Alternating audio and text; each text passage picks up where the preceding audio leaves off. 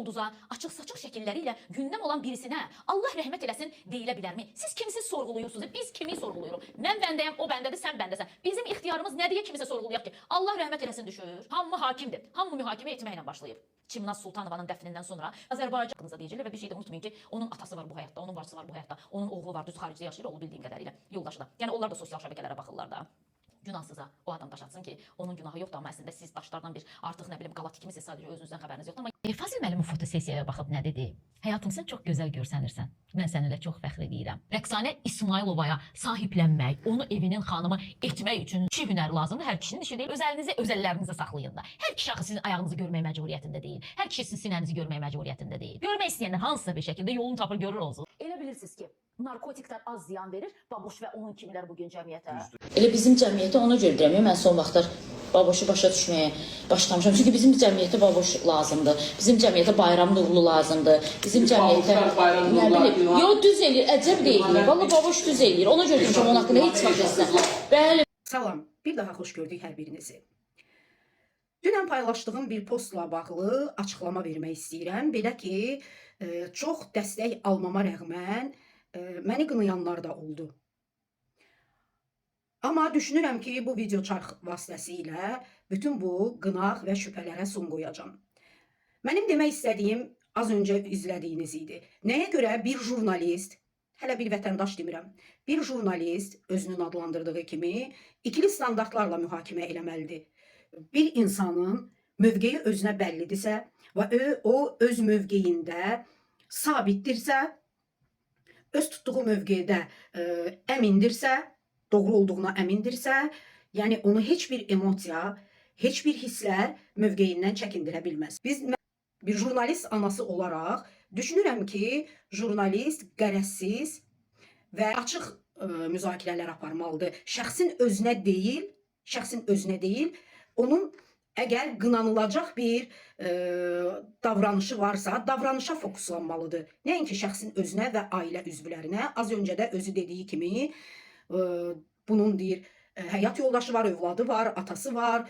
Belə çıxır ki, Rəqsanə xanım dünyasını dəyişməli idi ki, onun da anasını, yaşlı anasını, övladını düşünəsiz. Amma mən yenə də Rəqsanə xanımın mövzusunun üzərində çox dayanmayacağım. Çünki mənim burada məqsədim etiketli deyil. Yəni Rəqsanə xanım müzakirəsi deyil. Hicab bağlayıb dövlət və xəyanət eləyirsənsə, kimisə özünə ağa seçirsənsə, sən əmr et, mən hər şey eləyərəm, əmrinə hər an hazıram deyirsənsə, buna xəyanət eləyirsən. Öncəliklə qeyd edeyim ki, Azərbaycan Respublikasının Konstitusiyasının 25-ci maddəsinə əsasən ayrı seçkiliyin qadağan edilməsi dövlət irqindən, etnik mənsubiyyətindən, dinindən, dilindən, cinsindən, mənşəyindən, əmlak vəziyyətindən, əqidəsindən və digər amillərdən asılı olmayaraq hər kəsin hüquq və azadlıqlarının bərabərliyinə təminat verir. İnsan və vətəndaş hüquqlarını və azadlıqlarını bu meyarlara görə məhdudlaşdırmaq qadağandır.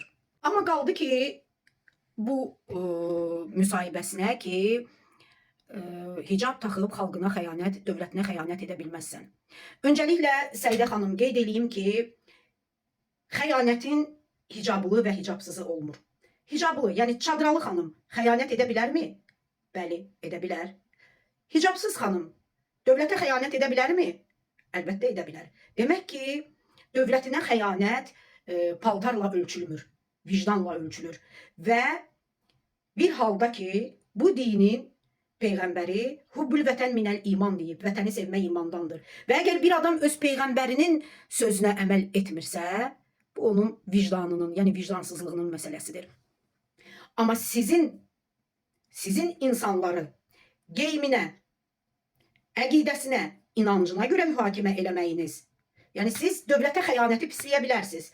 Amma bu hamıya aid deyil deyib, amma sonuçda etiketləmək ki, hicab taxıb xalqına, dövlətinə xəyanət. Qeyd edeyim ki, söz soyuq silahdır. Bu xalqın savadlısı da var, intellektlisi də var, intellektsizi də var. Təbii ki, sizin uşağın sanki əlinə verdiyiniz soyuq silahla uşaq onu kimə tuşlayacaq bilə bilməzsiniz. Aydındır mı?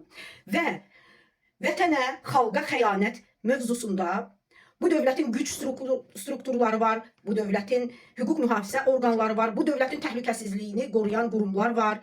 Onlar hamısı çox gözəl bilirlər.